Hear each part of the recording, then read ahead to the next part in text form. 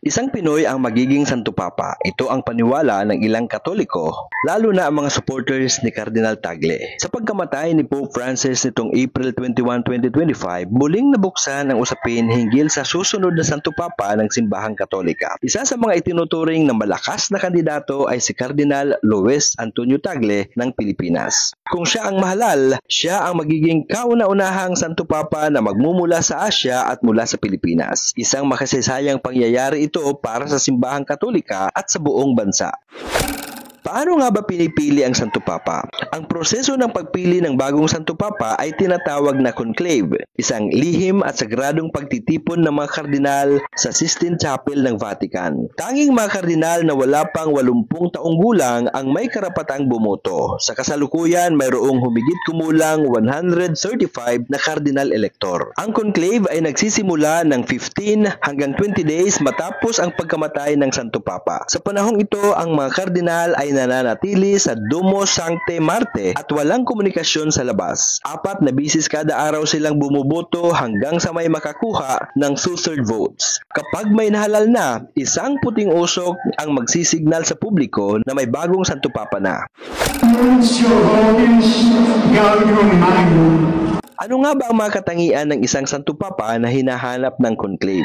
Bagaman sino mang bininyagang lalaking Katoliko ay maaaring mahalal, karaniwan, ang Santo Papa ay nagmumula sa hanay ng mga kardinal. Hinahanap ng mga kardinal elector ang mga sumusunod na katangian. Una, dapat ang susunod na Santo Papa ay may moral na integridad at kabanalan. Isang buhay na nagpakita ng debosyon sa Diyos at sa simbahan. Pangalawa, dapat may malalim na kaalaman sa teolohiya upang maipaliwanag at may pagtanggol ang doktrina ng simbahan. Pangatlo, ang sino mang pipiliin ay dapat may kakayahang mamuno at mapagkaisa ang mga tao, lalo na sa panahon ng mga hamon at pagbabago. At pang-apat, dapat may pandaigdigang pananaw upang maabot ang iba't ibang kultura at bansa. Ang mga katangiang ito ay mahalaga upang magabayan ang simbahan sa tamang landas.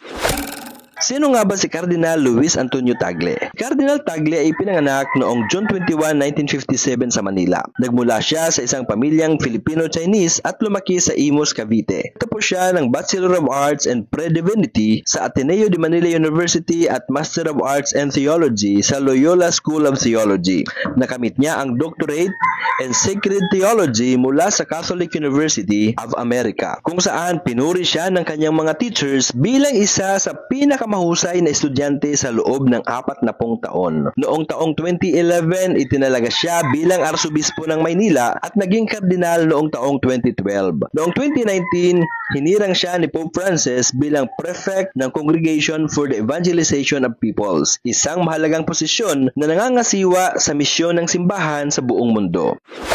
Bakit nga ba itinuturing na malakas na kandidato sa pagka-Santo Papa si Cardinal Tagle? Maraming dahilan kung bakit si Cardinal Tagle ay tinuturing na posibleng susunod na Santo Papa. Una, malapit siya kay Pope Francis. Itinuturing siyang tagapagpatuloy ng mga reforma at pananaw ni Pope Francis. Pangalawa, malawak ang kanyang pandaigdigang pananaw. Bilang pinuno ng Congregation for the Evangelization of Peoples, may malawak siyang karanasan sa pakikisalamuha sa iba't ibang kultura. Pangatlo, meron siyang malalim na kaalaman sa teolohiya at may pastoral na malasakit. Kilala siya sa kanyang malalim na pag-unawa sa doktrina at malasakit sa mga mahihirap. Pang-apat, isa siyang simbolo ng paglago ng simbahan sa Asya. Kung siya ang mahahalal, siya ay magpapakita ng pag-usbong ng simbahang Katolika sa mga rehiyong tulad ng Asya at Africa.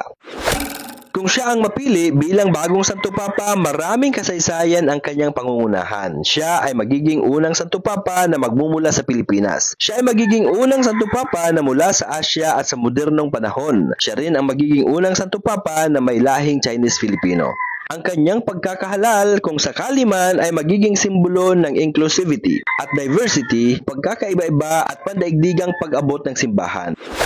Ano nga ba ang pagtingin ng simbahan sa kanyang kandidatura? Bagaman maraming positibong pananaw tungkol kay Cardinal Tagle, may mga nagsasabi ang kanyang pagiging malapit kay Pope Francis ay maaaring magdulot ng alinlangan ng ilang kardinal upang siya ay iboto. May kasabihan pa nga na ang sino mang papasok sa conclave bilang Santo Papa ay lumalabas bilang kardinal. And the good news is that Jesus calls us His friends. He does not hide anything from us. And He wants us to remain in His love, a love that comes from the Father, a love that inspires us to love one another. Kaya kung ikaw ang tatanungin bilang isang Pilipino, gugustuhin mo bang isang Pinoy rin ang mahalal na bagong Santo Papa? Aabangan namin ang iyong pananaw sa usaping ito.